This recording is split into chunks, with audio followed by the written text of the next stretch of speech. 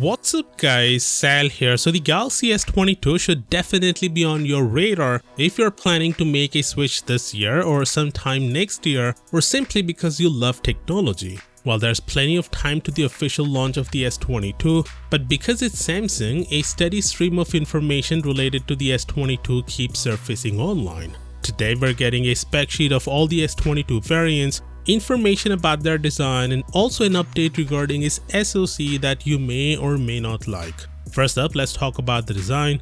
According to the latest information from South Korea, the Galaxy S22 lineup will keep the same design as the S21 lineup.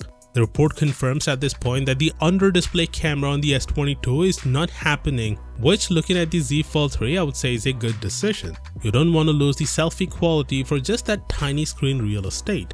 Although the selfie quality on the Z Fold 3 isn't horrible by any means and is perfectly serviceable, but in my opinion the tech still isn't ready for prime time yet, especially for a high caliber device like the Galaxy S lineup.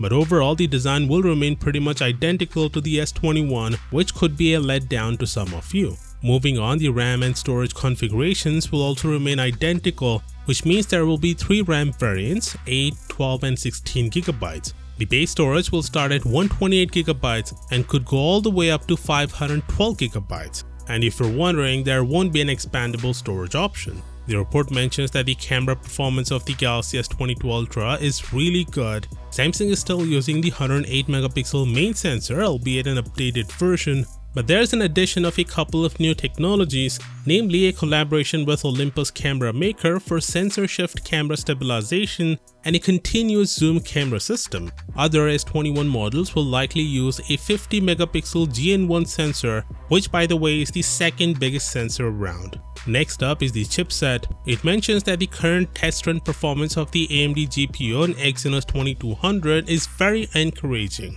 But there's a little problem, and it's the yield rate. If you don't know what the yield rate is, it's basically a percentage of non-defective items of all produced items. Since it's the first time they're making this AMD GPU for smartphones, they're having some trouble mass producing it, which means if the yield rate doesn't improve in the coming months, then we're likely gonna see a limited release of the AMD GPU equipped S22 models. This means the Snapdragon 898 variants of the S22 will be released in more markets, even in regions that traditionally get Exynos models. But still, there's plenty of time for the handset to go into production, so things might change. Next, here are the screen sizes of all the S22 variants, and only the Ultra will feature an LTPO display. Rumor has it that the handsets will be slimmer than the S21, which is a good thing, but as a result the battery capacities are gonna get smaller than this year. The Trio is estimated to feature 3800, 4600 and 5000 mAh cells.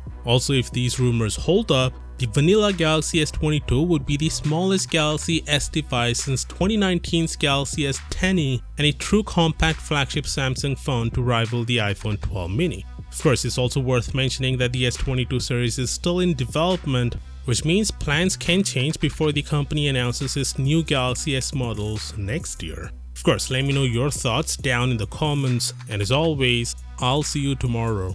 Peace out.